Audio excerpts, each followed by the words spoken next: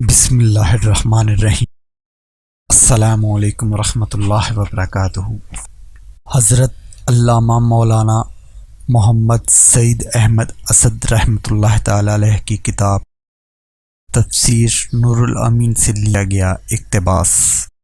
حضرت ابن عباس رضی اللہ تعالی عنہ فرماتے ہیں، ایک مرتبہ حضرت جبرائیل علیہ السلام نبی کریم صلی اللہ تعالی علیہ وآلہ وسلم کے پاس بیٹھے ہوئے تھے۔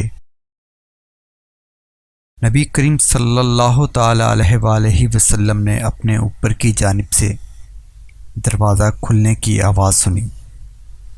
حضرت جبرائیل علیہ السلام نے آسمان کی طرف دیکھا اور عرض کی، یہ آسمان کا وہ دروازہ کھلا ہے جو کبھی نہیں کھلا۔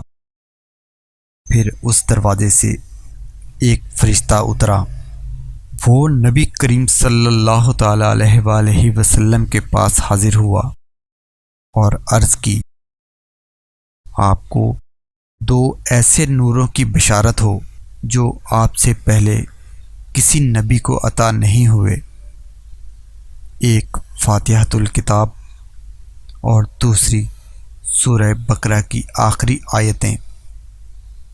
جو آدمی ان کو پڑھتا رہے گا، اللہ تعالیٰ اس کے ہر حرف کے بدلے اسے ایک نور عطا کرے گا۔